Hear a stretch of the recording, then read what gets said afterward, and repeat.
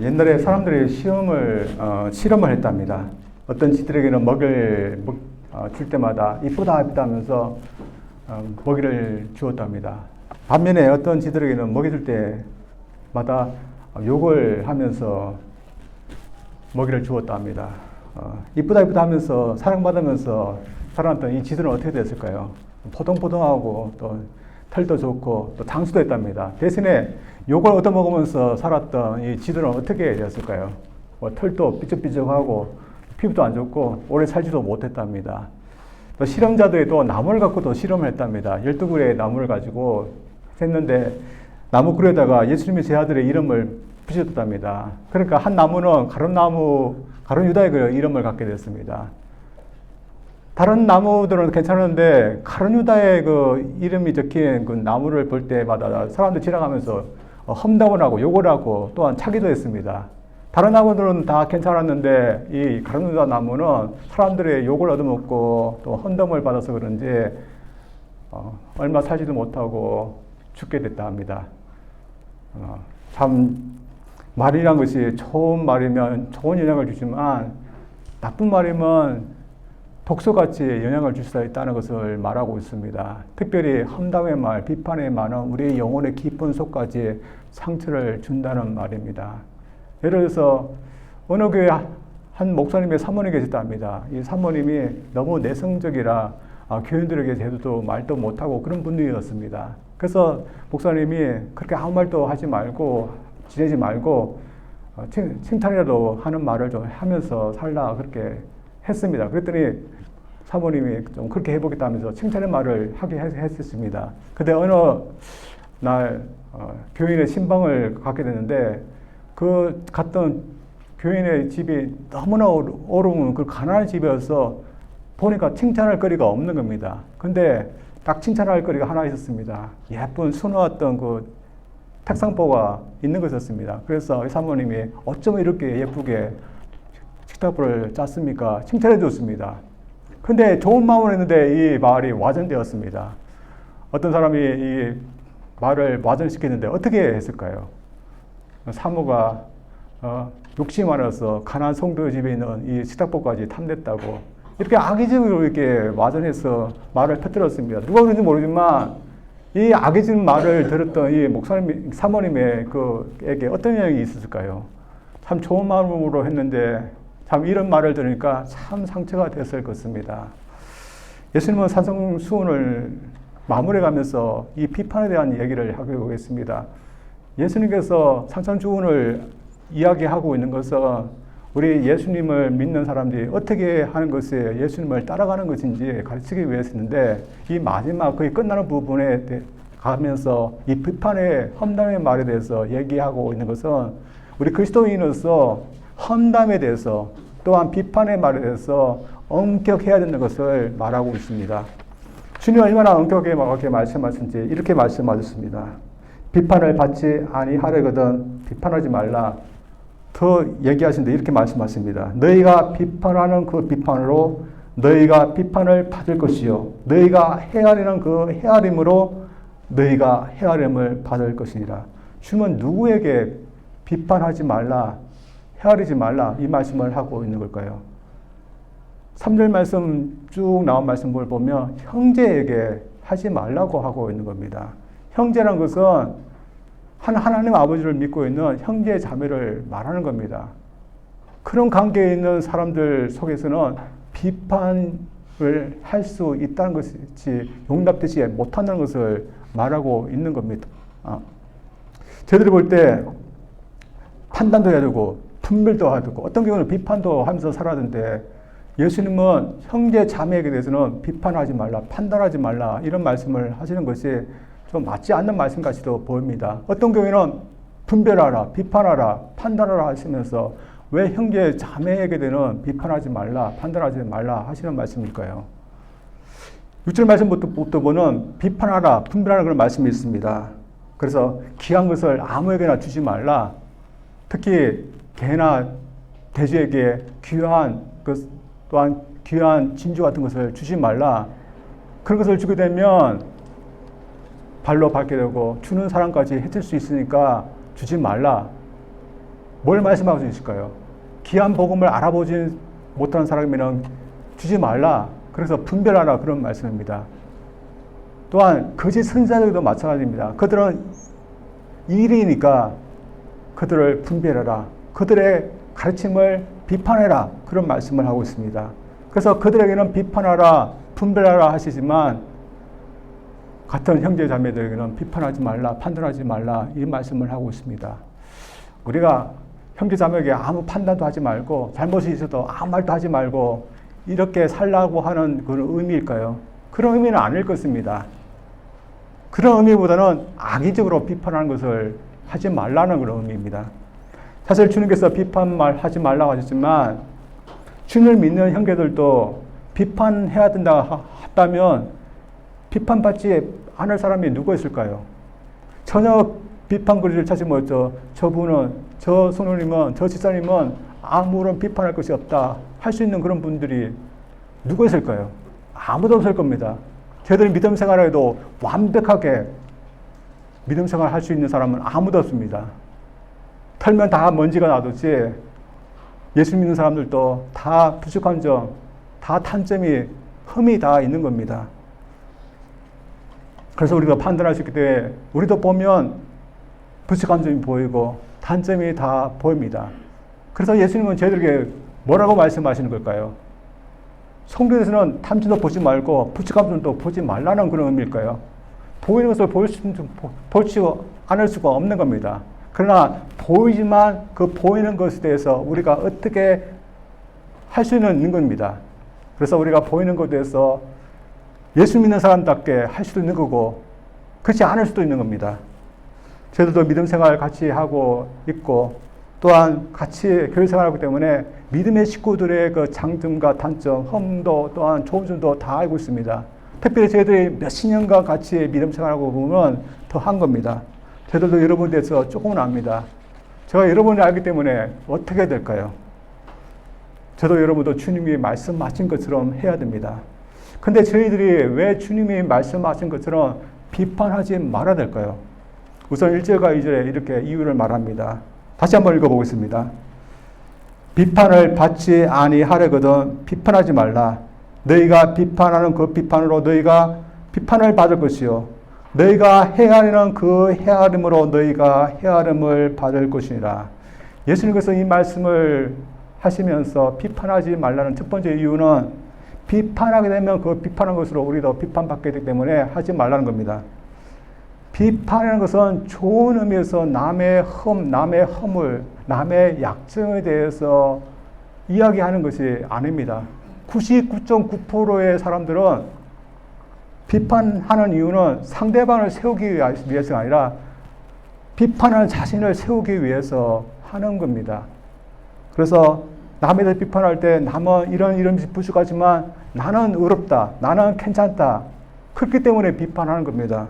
만약에 비판할 때 나도 똑같은 약점이 있다 그렇게 생각한다면 비판할 수 없을 겁니다. 그러나 대부분 비판할 때 그렇지 않게 생각합니다. 그리고 남을 비판한다면서 허물을 드러내는 겁니다. 솔직히 자신의 흠, 자신의 단점, 자신의 약점이 드러나는 것을 좋아하는 사람은 아무도 없습니다. 자신이 허물이 드러날 때 모두 수치감이 들고 상처가 되는 겁니다. 그래서 형제 자매끼리 아무리 좋은 의미로 비판한다 해도 비판을 당한 사람은 괴로운 것입니다. 때때로 긍정적인 면이 있을 수 있습니다. 그래서 다시 말해 이러한 부족한 점이 있으시니 고치세요 할 때 고치려고 하는 노력하는 그런 긍정면이 있을 수 있습니다.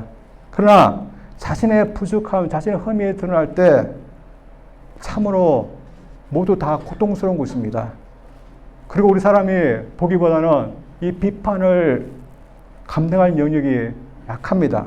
그래서 감당할 수 있는데 자꾸만 비판을 하게 된다면 세워지는 게 아니라 오히려 상처가 되는 겁니다. 그리고 어떤 경우는 부당한 비판을 하기도 하고 어떤 경우는 아무도 미미한 것을 갖고도 비판한 경우도 있습니다. 그래서 형제 자매들끼리 서로 비판하게 되면 세워지는 것이 아니라 서로 허물고 서로 상처를 주게 되는 것입니다. 여러분 이런 말씀을 하는데도 저희들은 이상하게도 남의 약점, 남의 흠, 그러면서 잘 보입니다. 여러분 그렇지 않습니까? 저도 그렇습니다. 저도 남의 약점, 남의 흠이 먼저 더 보이는 경우가 있습니다. 이것은 제 아들들에게도 예외가 아닙니다. 요한의 이야기를 하고 있는데, 여러분 아저씨, 제 아들이 키가 많이 컸습니다. 근데 반면에 옆으로도 많이 커가지고 체중이 많이 늘었습니다. 그래서 그런지 요한이가 어느 날 무리를 해서 그런지 허벅지가 아프다는 겁니다. 한 1년 반 정도 됐는데 허벅지가 아파서 병원 갔더니 고칠 수 있는 방법은 스트레칭을 하고 운동하는 방법밖에 없다는 겁니다. 근데 이 녀석이 운동도 하지 않고 스트레칭도 하지 않는 것이어서 가끔씩 허벅지가 아프다는 겁니다. 저는 그 이유를 알기 때문에 아플 때마다 아이에게 평소에 운동하지 않아서 네가 이렇게 아픈 거야. 스트레칭을 하지 않아서 네가 허벅지가 아픈 거야. 그렇게 말을 해 주었습니다. 그렇다면 이 녀석이 제 말에 대해서 어떻게 됩니까?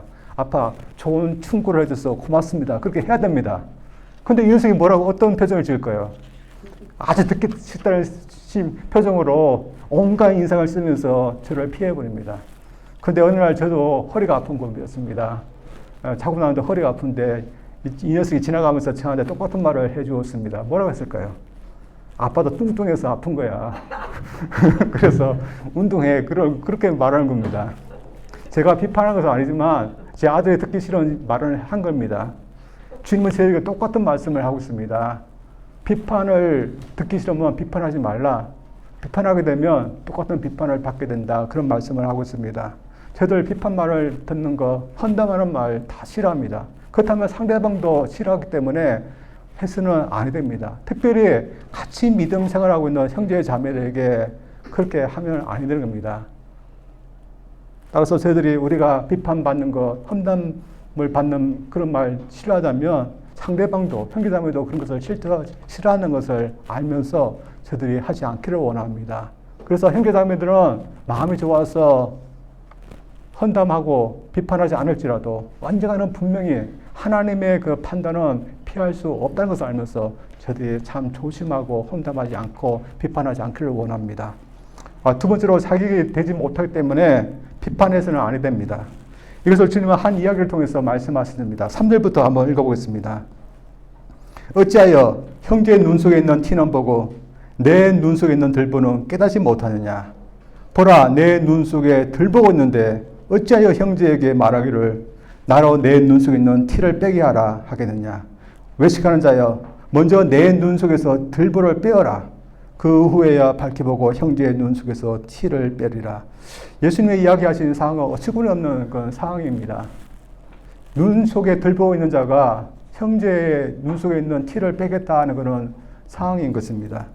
이 상황을 어디에다가 비교해야 될까요? 시궁창에서 나와서 냄새가 펄펄 나는 그런 사람이 냄새가 조금 나는 사람에게 냄새 난다고 가서 씻으라고 조언하는 것과 똑같은 건 상황인 겁니다. 냄새가 나지 않는 사람이 조금 나는 사람에게 그런 조언을 할 수 있지만 100배, 1000배 냄새가 나는 사람이 그런 조언을 하는 것은 어처구니 없는 그런 상황입니다. 지금 비판하는 사람에게 예수님께 이런 적용을 하고 있는 겁니다.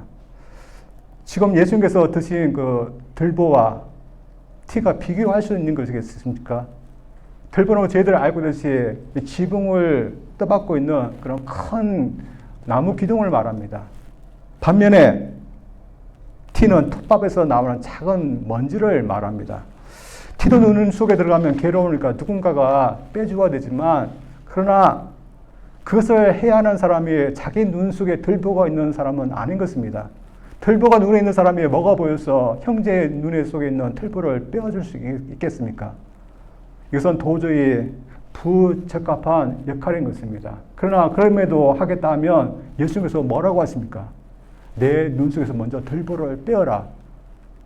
그러면 내 눈이 밝을 것이고 그리고 빼어줄 수 있다. 그렇게 말씀하고 있습니다.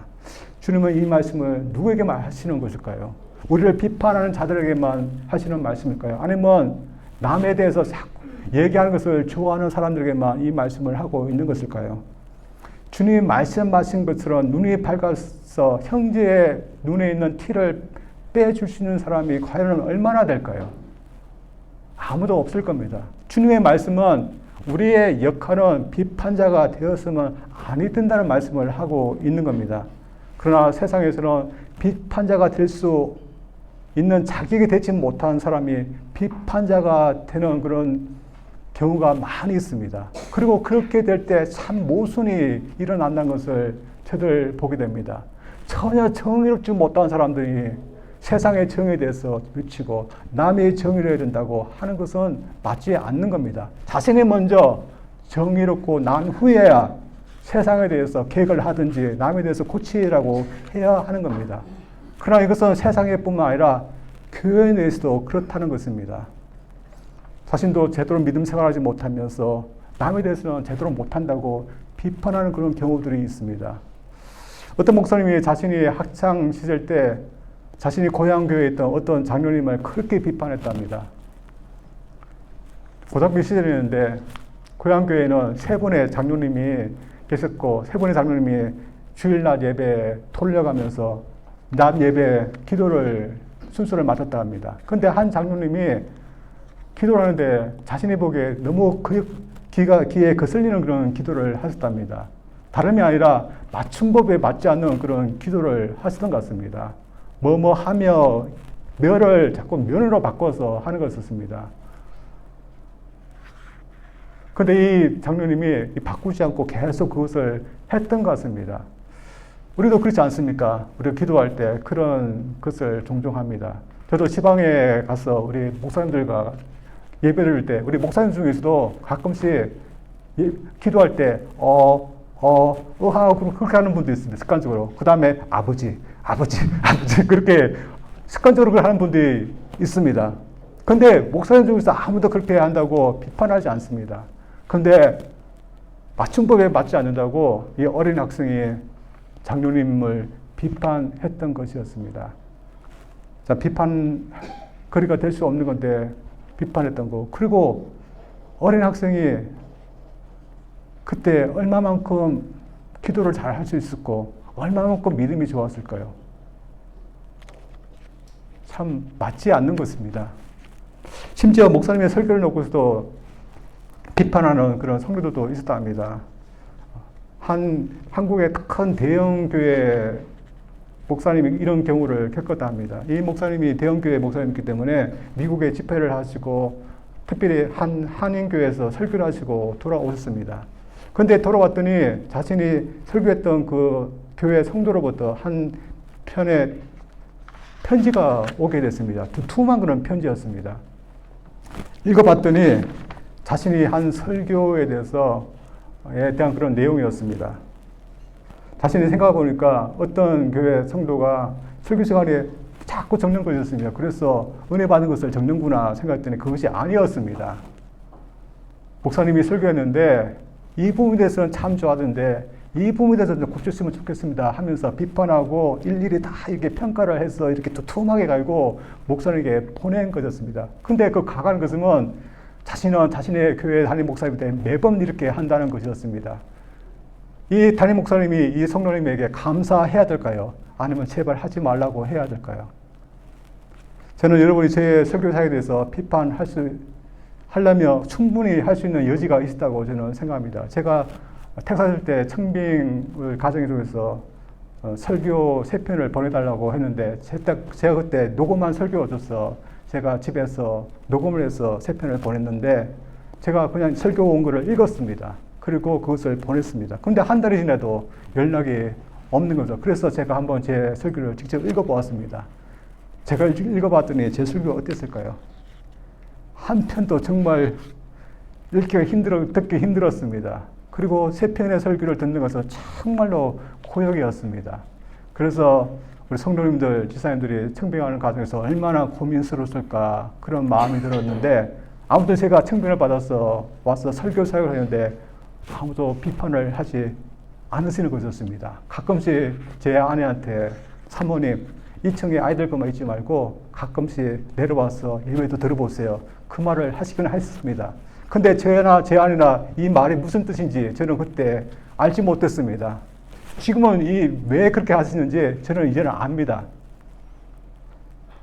저에게 비판을 하지 않으려고 하셨지만 너무 답답해서 그랬던 것이었습니다. 제 아내가 비판할 줄 알고 믿고서 그렇게 비판하지 않으려고 했던 것입니다. 예수님도 우리 역할에 대해서 그렇다고 얘기하시고 있는 겁니다. 만약 예수님께서 우리에게 비판자가 되라고 허락하셨다면 교회만큼 상처 주는 것도 없을 겁니다. 교회 왔더니 다 비판자가 되어서 나의 흠에 대해서 남의 허물에 대해서 다 얘기하고 다닙니다. 얼마나 상처가 되겠습니까? 그래서 예수님은 우리는 서로 비판하는 그런 역할을 하지 말라. 이 비판하고 심판할 수 있는 분은 오직 예수님밖에 없다. 그렇게 말씀하고 있는 겁니다. 그러나 그리스도 중에서 형제 자매에게 자신이 어떻게 해야 될지, 어떤 역할을 하고 있는지 알고 있는 분들이 얼마나 있을까요? 오랫동안 예수님 믿고 오랫동안 교회 생활을 하고 있다 할지라도 형제 자매의 그 조그만 흠도 참지 못하고서 비판하고 폭로하고 정죄하는 그런 분들이 있을 수 있습니다. 그래서 누가 이렇게 했다라 그렇게 허물을 드러내고 비판합니다. 이게 과연 예수님이 믿지만 참 어떤 모습일까요? 참 아무런 예수님 닮는 그런 긍휼의 모습도 없고 불쌍히 그런 모습도 없고 사랑해주는 그런 용납해주는 그런 모습도 없는 겁니다. 사실 예수님 오랫동안 믿는다 하지만 이런 모습이 있다면 과연 이것이 예수님을 따라가는 모습이고 예수님을 믿는 모습인가 생각해야 되는 겁니다. 로마서 5장 8절 말씀 보면 우리가 예수님을 통해서 하나님께서 우리에게 사랑을 보여줄 때 우리의 모습이 어땠는가 말씀해 주고 있는데 한번 읽어보겠습니다. 로마서 5장 8절입니다. 제가 읽습니다. 우리가 아직 죄인 되었을 때 그리스도께서 우리를 위하여 죽으심으로 하나님께서 우리에 대한 자기의 사랑을 확증하시니라. 하나님 예수님을 통해서 우리에게 사랑을 보여주실 때 우리는 그때 아직 죄인들이었을 때라고 말하고 있습니다. 한마디로 우리는 자격이 없었던 사람들이라는 것을 말해주고 있습니다. 그런데 은혜로 구원받아서 저들이 믿음 생활하고 하나님의 자녀로 살고 있는데 형제 자매의 작은 그 흠도 참지 못해서 이렇다 저렇다 비판할 처지가 아니라는 것을 저들에게 말씀해주고 있습니다. 저희들이 은혜로 구원받고 은혜로 저희들이 하나님의 사랑을 받았다면 우리가 흠이 있어도 덮어줄 줄 알고 용서해줄 줄 알고 감싸줄 수 있는 그런 긍휼이 있어야 되고 은혜가 있어야 되고 또한 사랑이 있어야 되는 겁니다. 그래서 세상과 달라집니다. 세상에는 무자비한 비판이 난무합니다. 그래서 어떤 사람은 세상을 비유해서 칠면조와 같다고 그렇게 얘기했습니다. 여러분 칠면조에 대해서 아십니까? 저는 잘 모르지만 칠면조에 아주 나쁜 그런 본성이 있다고 합니다. 어떤 나쁜 본성이 있는가 하면 이 칠면조에서 물에서 한 마리의 그 칠면조가 다치거나 아니면 상처가 있으면 상처가 나을 수 있도록 그대로 내두지 않는다고 합니다. 왜 성질이 그렇게 생기는지 모르지만 다른 칠면조들이 그 상처난 칠면조를 공격해서 그 상처난 부위를 쪼아대서 피가 나서 쓰러질 때까지 그 쪼아댄다고 합니다. 참으로 어마어마한 그 칠면조들이 있는데 세상도 꼭 그렇다는 겁니다. 세상에 누군가가 허물이 있으면 그것을 감싸주는 법이 얼마나 있습니까? 다들 공격해서 어떻게든지 폭력하고 어떻게든지 정죄하려고 합니다. 이러면서 저희들은 제 교회는 어떻게 할까요? 저희들 어떤 경우는 세상과 가까울 때가 있습니다. 그래서 같이 믿음 생활하고 있지만 조그만 흠도 참지 못하고 이 칠면조처럼 쪼아드는 경우가 있었을 겁니다. 그러나 지금은 이런 모습이 우리에게는 있으면 아니 되는 겁니다. 그래서 내가 보여야 될 그런 모습은 막 형제자매를 비판하고 험담하는 것은 그 모습이 아닌 것입니다.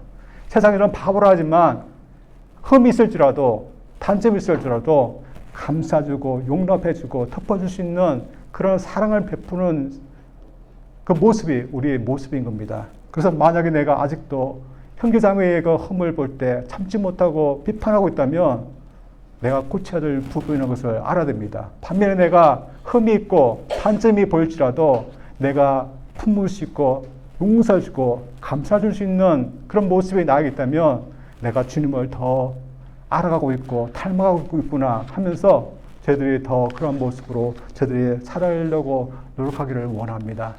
믿음의 선생들이 다 이렇게 했는데 특별히 요한 사도가 그렇게 했습니다. 요한을 일명 사랑의 사도로 합니다. 근데 처음부터 요한 사도가 그렇게 했을까요? 요한 사도는 그렇지 않았습니다. 처음에는 굉장히 성격이 급하고 난폭한 그런 사람이었습니다. 아마 그가 어부였고 뱃사람이기 때문에 그렇게 됐던 것 같습니다. 그래서 예수님은 그의 형제 야고보와 요한에게 우레라는 그런 별명을 지어준 만큼 그들의 성격은 굉장히 급했고 또한 고약했습니다. 이런 성질이 어느 날 나왔는데 그날 예수님이 사마리아 성을 지나가다가 그 성 사람들부터 홀대를 당하게 됐습니다. 예수님의 인기가 있을 때는 환영했던 사람들이 예수님의 인기가 없었자 예수님을 홀대했던 것이었습니다. 그러자 요한과 그의 형제 야고보가 예수님께 어떤 근을 했을까요? 홀대를 받았지만 그러나 우리 참고 그냥 갑시다 그렇게 했을까요? 그렇지 않았습니다. 예수님의 건의하기를 당장 하늘로부터 불이 내려서 이 성 사람들 다 불러 태워 죽이십시오. 그런 건의를 했습니다. 어마어마한 그런 성격을 가졌던 그런 사람이었습니다. 그런데 이 요한이 점점 변하게 됩니다. 예수님이 성천하시고 맡기신 사역을 감당하면서 점점 그가 변하게 됩니다. 어떤 사람을 변했을까요? 그가 남긴 서신을 보면 알 수 있습니다. 요한 1서 3장 16절에서 그는 이렇게 말합니다. 그가 우리를 위하여 목숨을 버리셨으니 우리가 이로써 사랑을 알고 우리도 형제들 위하여 목숨을 버리는 것이 마땅하니라. 그는 또 이렇게 당부합니다. 사랑하는 자들아 우리가 서로 사랑하자. 사랑은 하나님께 속한 것이니 사랑하는 자마다 하나님으로부터 나서 하나님을 알고 사랑하지 않는 자는 하나님을 알지 못하노니 이는 하나님은 사랑이십니다. 여러분 믿음 생활하다 보면 저들은 여러 부류의 믿음의 형제 자매들을 만나게 됩니다. 이 요한도 마찬가지로 사역을 하면서 여러 부류의 형제 자매들을 만났을 것입니다. 그런데 처음에 그가 사역을 하면서 어떻게 했을까요? 형제 자매들에게. 그런 분명히 잘 따르지 않고 믿음 생활을 잘 하지 못하는 사람들에게는 분명히 비판하고 그리고 정죄했었을 겁니다. 그러나 그는 계속해서 그렇게 하지 않았습니다. 왜냐하면 그는 주님으로부터 받은 사랑 때문에 사랑을 하면서 사역할 수밖에 없었기 때문입니다. 그래서 결국은 그가 비판에 대해서 얘기하지 않습니다. 그런 성도들에게 예수님께서 목숨을 우리를 위해서 드리듯이 우리도 형제를 위해서 목숨을 드리자, 바치자. 그리고 사랑하는 자들아 우리가 서로 사랑하자. 사랑에 대해서 얘기합니다. 세상에서는 비판에 대해서 얘기하지만 그러나 예수님은 우리에게 서로 사랑하라 했습니다. 요한도 마찬가지였습니다. 처음에는 비판하였지만 그러나 예수님을 닮아서 그런 약한 자도 또한 모자란 사람도 사랑하는 사람으로 바뀌었습니다. 여러분 우리의 모습은 어떻을까요? 험담하고 비판하고 조금만 있어도 공격하는 그런 사람일까요?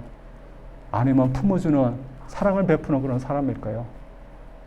저들이 참 부족하지만 사랑을 베푸는 사람으로 우리가 변화되기를 원합니다. 그래서 우리 교회는 사랑이 있는 교회가 되기를 원합니다.